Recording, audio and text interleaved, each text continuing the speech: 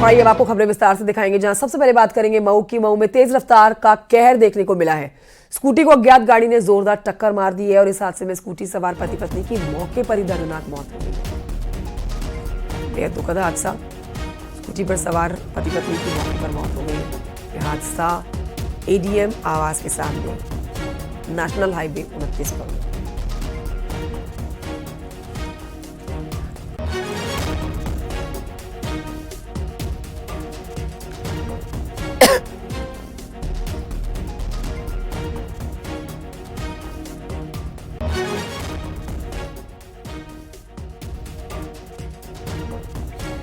लखीमपुर खीरी से खबर है अगली, जहां पर अवैध तरीके से चल रहे मदरसों के खिलाफ लगातार प्रशासन का अभियान जारी है।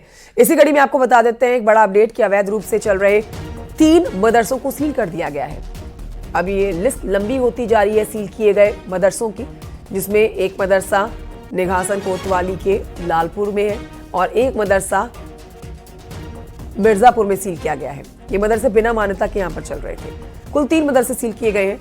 सील करने के बाद तीनों मदरसों के बाहर नोटिस भी चस्पा किया गया है। दस्तावेज पेश न करने के बाद ये कार्रवाई हुई है। बुलडोजर से अब अगली कार्रवाई की जाएगी।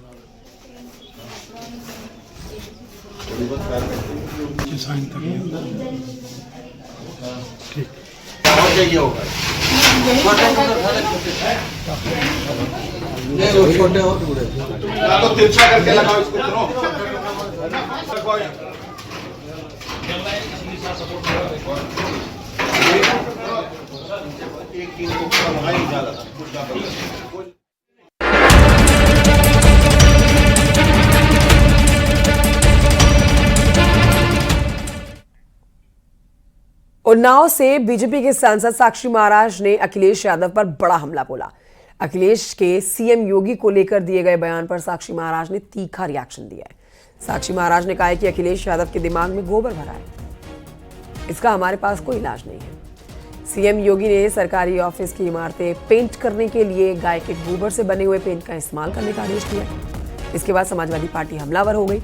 अखिलेश यादव ने इस पर निशाना साधा। पूर्व मुख्यमंत्री ने गोबरनामा को बीजेपी सरकार का नया कारनामा बताया। अब इसी पर साक्षी महाराज ने अखिलेश यादव को दिमाग में गोबर भरा हुआ कहा है।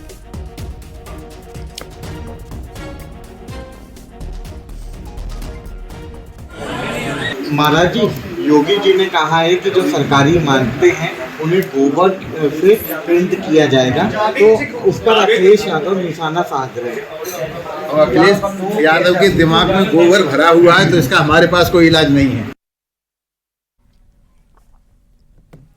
उधर लखनऊ के आलमबाग से खबर आ रही है, जहां पर बस अड्डे की तर्ज पर अब गोरखपुर में हाईटेक बस अड्डे का निर्माण होने जा रहा है। जी हां, पीपीपी मोड के तहत ये करीब 100 करोड़ की लागत से इस बस अड्डे को महाराष्ट्र की एक एजेंसी बनाने जा रही है, जिसका निर्माण अगले महीने से शुरू होने जा रहा है। देखिए इस पर एक खास रिपोर्ट।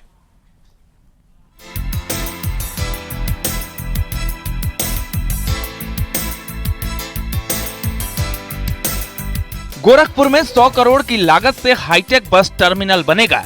गोरखपुर का नया बस स्टेशन लखनऊ के आलमबाग या गुजरात के राजकोट की तर्ज पर बनेगा।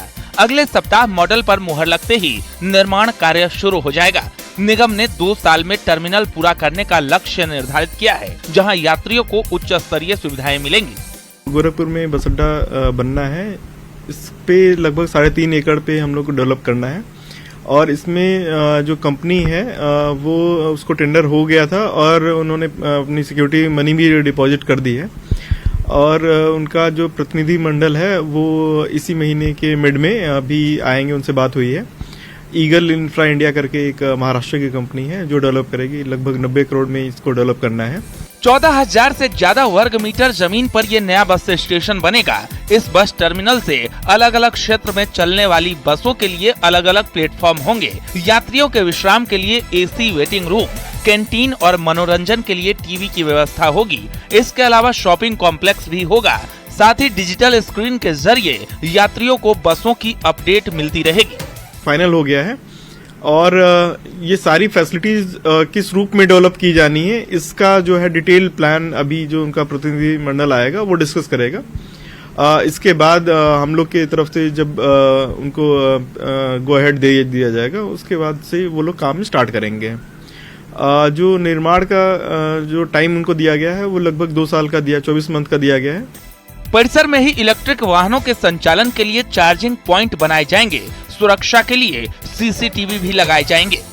इसमें वो सभी सुविधाएं होंगी जो एक आधुनिक बस अड्डे में मौजूद होती हैं, यानी कि चालक परिचालकों के लिए तो बेहतरीन सुविधाएं होंगी ही, साथ ही यात्रियों के लिए भी यहाँ पे बेहतरीन सुविधाएं होंगी। डॉर्मेट्री की सुविधा यहाँ पे रखी जाएगी। अगर कुछ घंटे के लिए यात्री रुकना चाहेगा तो उसके लिए पॉट होटल की व्यवस्था भी यहाँ पे की जाएगी।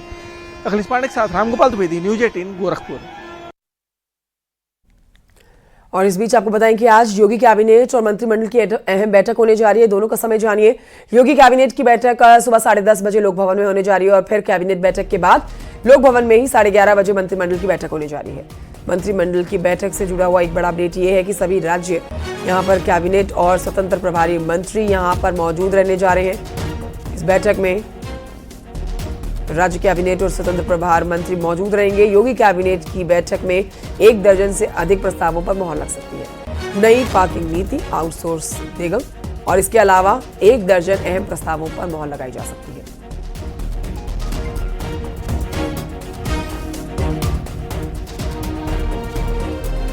लखनऊ से खबर, जहां पर उद्यमी समाधान दिवस का आयोजन आज होने जा रहा है और इस कार्यक्रम के जरिए सरकार उद्यमियों से संवाद करने जा रही है। इस उद्यमी समाधान दिवस में उद्यमियों को 36 ऑनलाइन सेवाएं मिलेंगी, जिससे उद्यमियों की समस्याओं का जल्द से जल्द समाधान किया जाएगा। योगी सरकार ने औद्योगिक विकास के लिए ये बड़ा कदम उठाया है।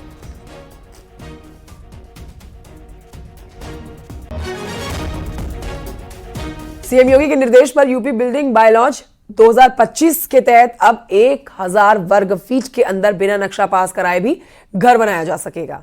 साथ ही एनओसी नियमों में भी बड़ा बदलाव किया गया है। यही नहीं, आवेदन के 7 से 15 दिन में अगर विभागों से अनुमति नहीं मिलती है तो उसे मंजूर मान लिया जाएगा। योगी सरकार के भवन निर्माण के नियम में बदलाव से आम लोगों को काफी फायदा होने जा रहा है।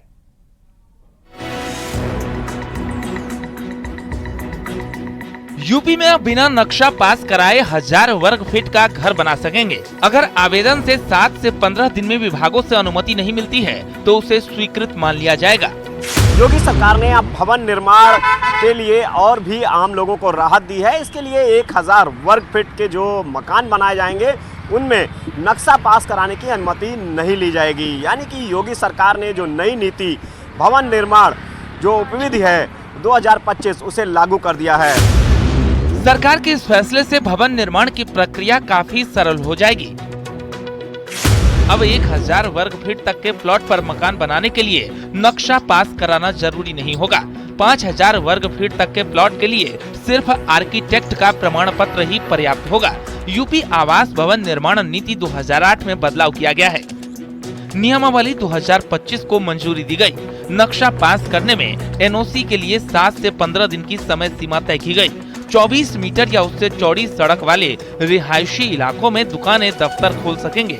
45 मीटर सड़क पर जितनी चाहें उतनी ऊंची इमारत बना सकते हैं। सीएम योगी ने यूपी की जनता को भवन निर्माण से जुड़ी परेशानियों से राहत देने के लिए भवन निर्माण के नियमों में ऐतिहासिक बदलावों को मंजूरी दी है। सभी विभागों को निर्देशित किया गया है कि एनओसी के लिए कोई भी निर्माण कराना है तो उसकी एनओसी के लिए 7 से 15 दिनों के भीतर अगर कोई आवेदन के बाद जवाब नहीं मिलता है तो वो एनओसी मान ली जाएगी। यानी कि वो एनओसी हो गई है तो उसके लिए अब चक्कर नहीं लगाने पड़ेंगे। जाहिर सी बात है कि योगी सरकार ने एक बड़ी राहत देते हुए भवन निर्माण की नई नियमावली लागू कर दी है। कैमरामैन उपेंद्र के साथ संकेत मिश्रा, न्यूज 18 लखनऊ। लखनऊ से समय एक बड़ी खबर आ रही है। 14 आईपीएस ऑफिसर्स के तबादले हुए हैं, जिसमें मोहित गुप्ता बने हैं गृह सचिव, अजय कुमार सानी बने हैं डीआईजी बरेली रेंज, वैभव कृष्ण बने हैं डीआईजी वाराणसी रेंज, अभिषेक सिंह बन गए हैं डीआईजी सहारनपुर रेंज, राजकरण नायर बने हैं एसएसपी गोरखपुर, डॉक्टर ग्रोवर बने हैं एसएसपी अयोध्या, संजय कुमार बने हैं एसएसपी मुजफ्फरनगर, अनूप कुमार सिंह बने हैं एसपी फतेहपुर, ब्रजेश कुमार श्रीवास्तव बने हैं एसएसपी इटावा। ऐसे 14 आईपीएस ऑफिसर्स हैं जिनके हुए हैं तबादले।